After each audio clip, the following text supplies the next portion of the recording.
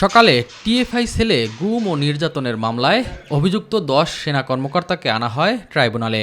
এই মামলায় শেখ হাসিনা এবং সাবেক ও বর্তমান ১১ সেনা কর্মকর্তা সহ মোট অভিযুক্ত ১৭ জন। এদিন সূচনা বক্তব্যের মাধ্যমে শুরু হয় মামলাটির সাক্ষ্য গ্রহণ। প্রথম সাক্ষ্য দেন টিএফআই সেলে গুমের শিকার ব্যারিস্টার মীর আরমান বিন কাশেম।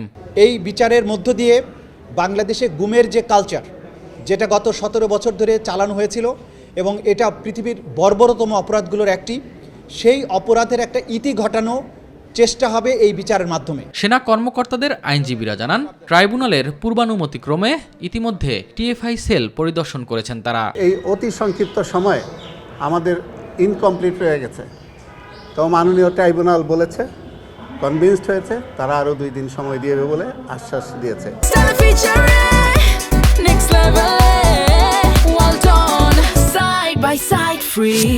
জুলাই গণ অভ্যুত্থানে ইন্টারনেট বন্ধ করে হত্যাকাণ্ডে সহায়তা সহ 3 অভিযোগে জয় ও পলকের বিরুদ্ধে মামলার অভিযোগ আমলে নিয়ে বিচার শুরুর নির্দেশ দিয়েছেন ট্রাইব্যুনাল 1।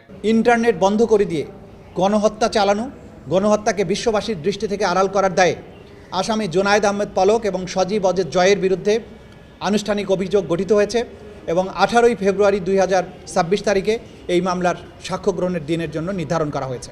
অপরাধ সংগঠনের ব্যাপারে ওনার যে অভিযোগ এসেছে, সেই অভিযোগ একদমই মিথ্যা এবং সম্পূর্ণভাবে উনি নির্দোষ।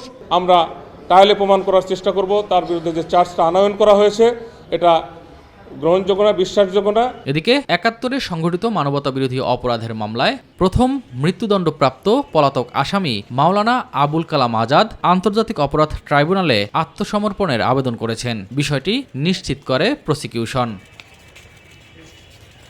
এস এম আরিফ, মাই টিভি, ঢাকা।